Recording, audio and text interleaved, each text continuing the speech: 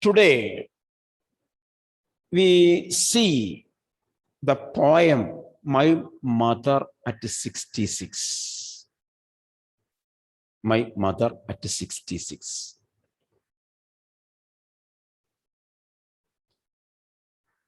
You see, it is a very, very short poem written by Kamala Das. Attend very carefully. It is of one sentence. The poem contains only one sentence and it contains a lot of meaning. Lot of meaning. The content is very less. That means, I told you content is more. Now I say content is very less. Every poem is written with an incident or a particular single thought.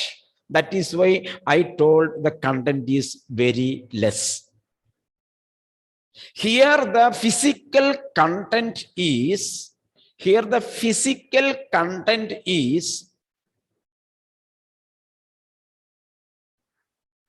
Kamala Das went home, her own home, to visit her mother. After the visit, she was very happy. Suppose this will be an experience for you people also.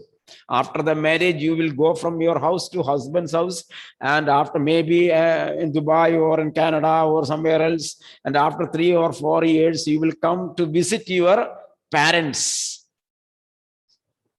At that time, after meeting the parents, Evelyn, we will be very happy. Suppose after the studies here, you may go to somewhere else, and after 4, 5, 6 years, you may come to the school and you will be very happy. I think so. I hope so. To visit your alma mater. So, in such a way, our poetess Kamala Das very happy after her visit. This is one incident. A happy Kamala Das. After the visit, she was going back, and her mother was sitting beside her in the car, right and left. And mother was an old lady. While sitting in the car, she began to doze. She began to sleep. And since she was an old lady, she was in a very deep sleep. Once she began her deep sleep, automatically the jaws opened. Not this jaws, jaws. Mouth opened. Mouth opened. So she was in such a sleep. And at that moment, Kamala Das turned to her mother. Turned to her mother. She saw a pale face. She saw a pale face. Very old face. Her face was looking like as old she was. In contrast to your +1 grandmother. Do you remember your grandmother in +1? My grandmother, as your grandmother, was an old lady, but she was cute. She was so beautiful. But here, Kamala Das experienced her mother as old as her age. Suppose if she was 75 years old or 85 years old, she seemed to be 85.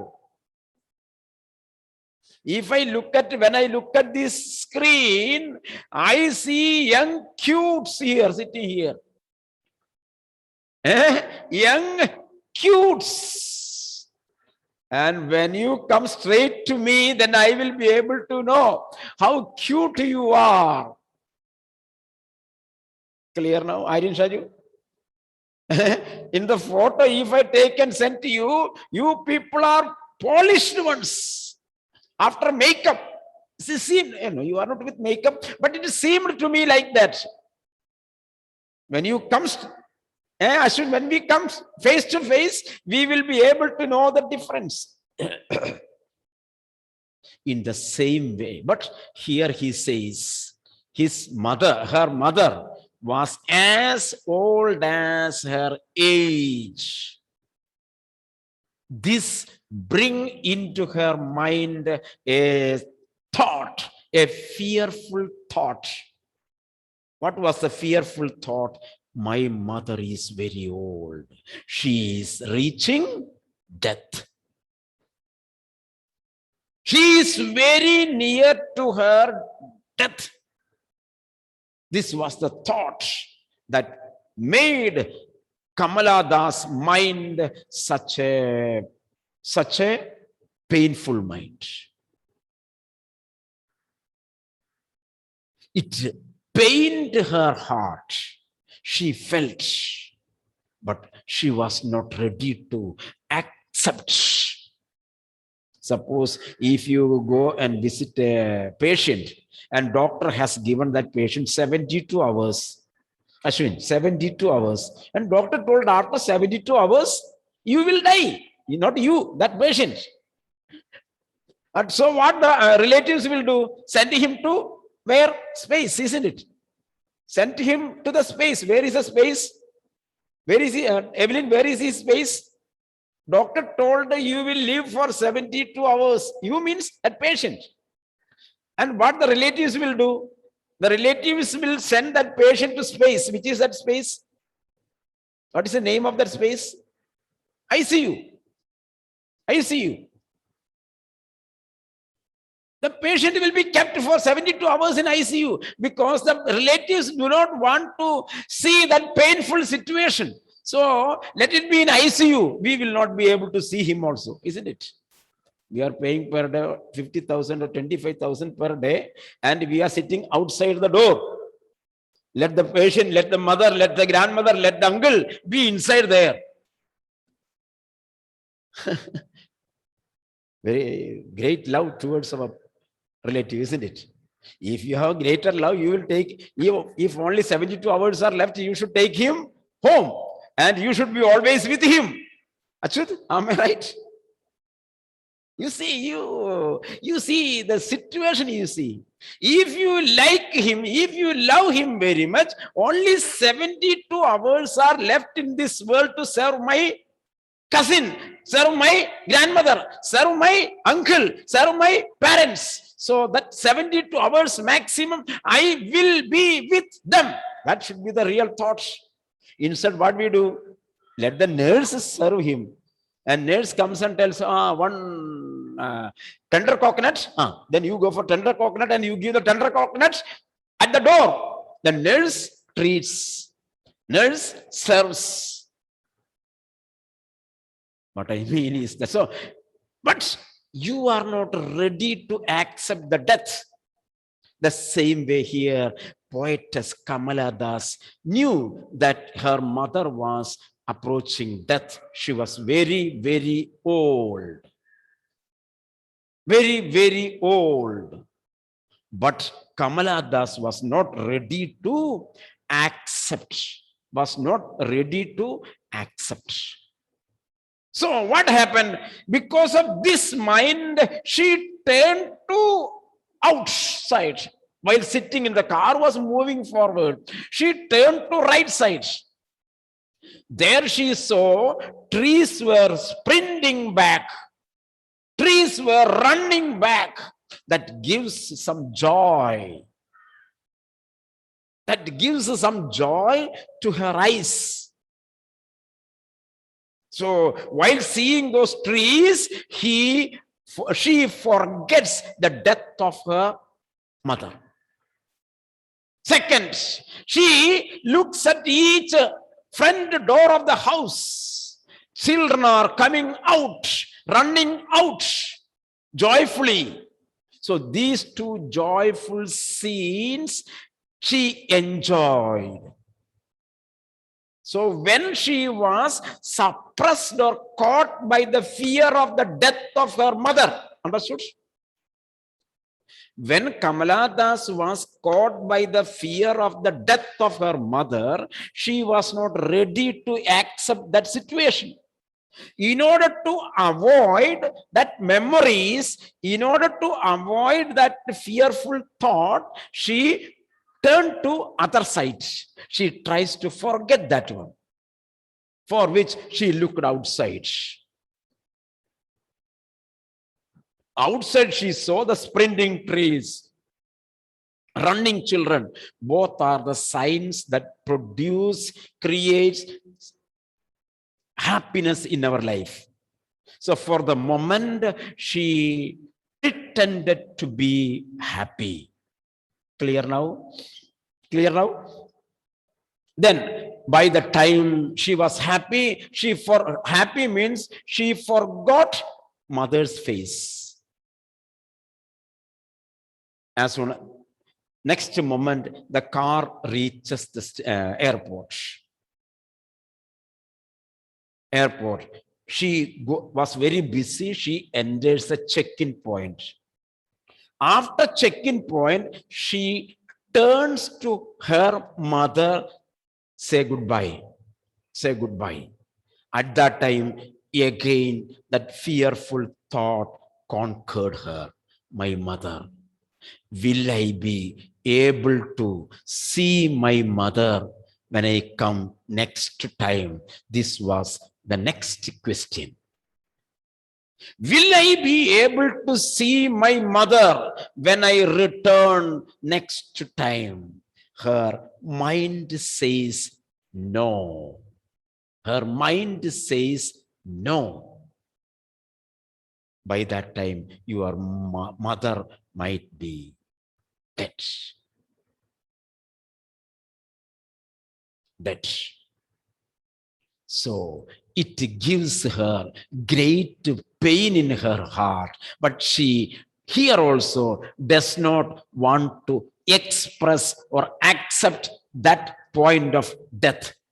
In order to suppress, you see, in order to suppress that fearful memory, fearful knowledge about the death of her mother, she pretends to be happy. She desired to make herself happy in front of her mother. She smiles.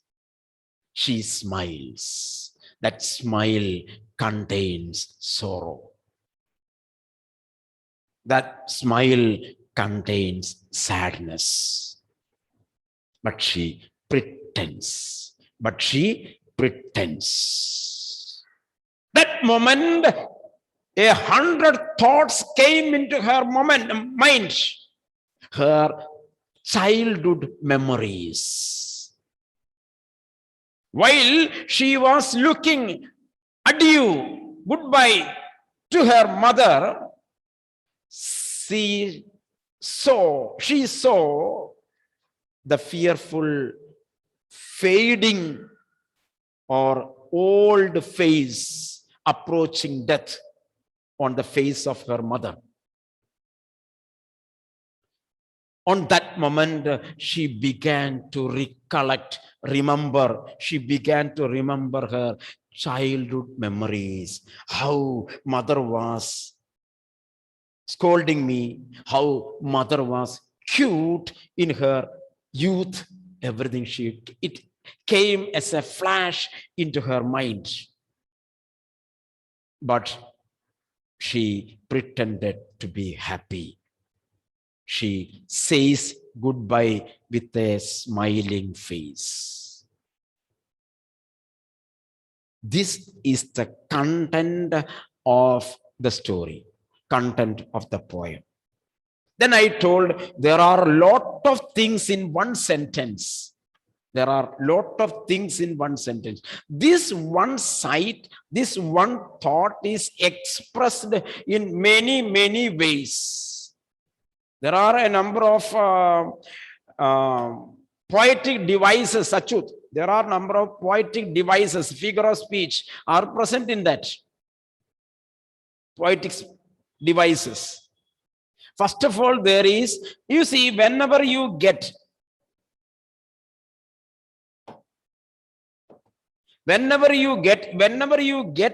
the question of poetic devices, I tell you 3 or 4 poetic devices where you can find the answer. Where you can find the answer. The common easy figure of speeches are number one, alliteration. First of all, you see alliteration is there or not. Number 2, you have to see simile. Number 3, you have to see repetition.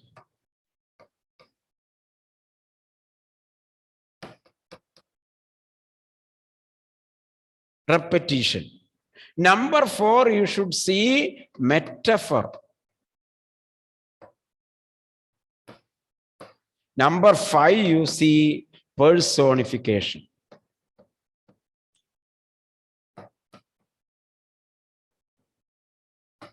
These are the easy ones you can find out. Alliteration, you know, am I right? Alliteration, repetition of the same alphabet as the beginning alphabet in same line. Repetition of same alphabet, repetition of the words beginning with the same alphabet in the same line. For example, one line, it's silence, silences. You see, here 2 words are same.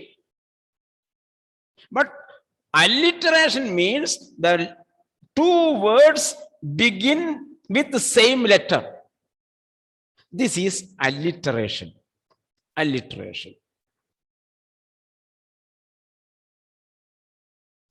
Watchman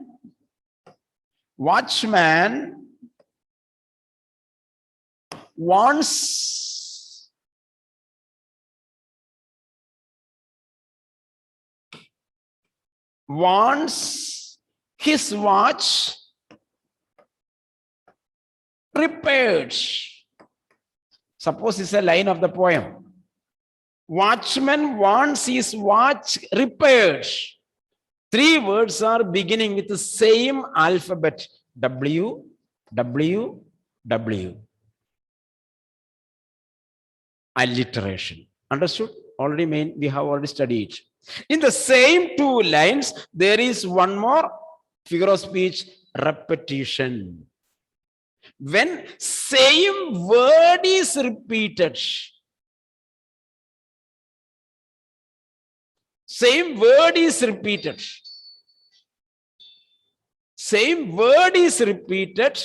it is repetition. The same word will be repeated. That is called a repetition. Just a minute. So these 2 you can see.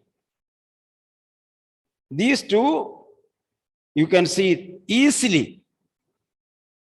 You can see. So this when word is repeated, it is repetition. When the alphabet is repeated, that is alliteration. So 2 are over.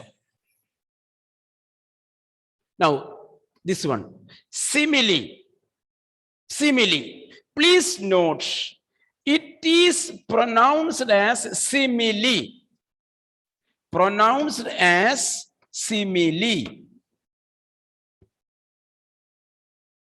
written as simile. Clear now? The spelling is M-I-L-E, pronounced as simile. Very often I could see some students are writing I or Y. Both are wrong. This is the right one. So if you look at there and if you see the word like or as, this is a sign for finding simile. These two words, whether it is present there, it is simile. Comparing two things. Personification means a non-living thing is given or considered as a person, and the qualities of a person is attributed to that non-living thing or non-moving thing. Clear now? That is what is called personification. To a non-living thing, the qualities of a person is attributed. For example, very often I say the example, the poem Table and Chair. The poet asks the table to speak. The table said to the chair, the table said to the chair, let us go for a walk. Here the question you see, will a table speak? No. Will a chair speak? No. But in the poem, the poet makes the table and chair speak. Personification. And the table asks, let us go for a walk. Will the table walk? Will the chair walk? The quality of walking of a man is attributed to a non-living thing. This is called a personification. Sometimes the poet asks the tree to speak. One tree is speaking to the other tree. The sound of the wind is said to be talking. Personification is there. Metaphor. This is a kind of simile. Implied simile. Metaphor is known as implied simile. That means in simile, two things are compared. That is like this one. You are like, or Aditya is like. Aditya is like whom? Aditya is like Einstein, suppose. Einstein.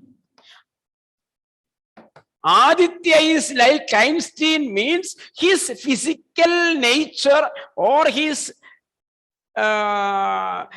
mental nature is like the nature of Einstein. This is what is called the simile. In this, Einstein is different, Aditya is different. But their qualities are compared. Clear now? Oh, this baby is just like her grandmother, Gauri, isn't it? So there is a similarity between granddaughter and grandmother. Like, that is simile. What is metaphor? Oh, Aditya is the Einstein of the class. You see, Aditya is Einstein of the class. That means the qualities of Einstein is attributed to Aditya.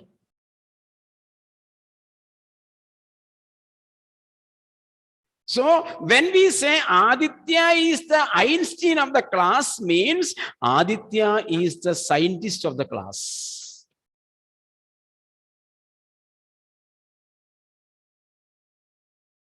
Clear now?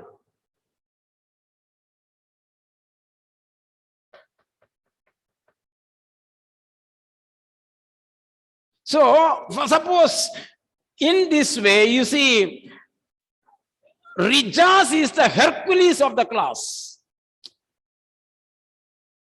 Hercules, who was Hercules? Hercules was a strong soldier, very powerful soldier. So when we say Rijas is the Hercules of the class, means Rijas is the most powerful boy in the class. Clear now? That is what is called metaphor. Metaphor. So these 5 figure of speech you have to check with. Let us see here in the poem. In the poem, you see, in the first 5th line, I saw my mother beside me, doors open mouth, her face Asian like that of a corpse. Underline. Asian, weak, pale, like the corpse. The face of the dead body will be very pale, and my mother's face is like the dead body. Like the dead body, this is a simile. Simile. Simile. Now, that she was as old as she looked. Comparison is there. She was old and she seems like age. Comparison. Simile. Then, last 3 lines. Trees sprinting. Trees are running. Can the tree run? No. Personification. Trees sprinting.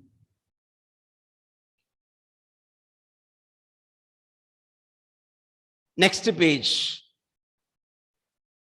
I looked again at her. Wan means pale. As a winter's moon. She was like winter's moon. As there means like. Again simile. Again simile. Again simile.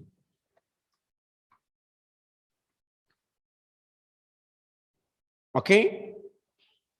So these are the main figure of speech in the poem. And you see, one is there. Amma. Amma. That is a direct address. Direct address. Oh, Brutus. Oh, my God. Such kind of address is known as apostrophe. Apostrophe. That is the name of the figure of speech. That means in any poem, a direct address to a person is shown. Direct address. Here, Amma addressing the person. Oh, Julius Caesar. Oh, Caesar. Address. That is called apostrophe.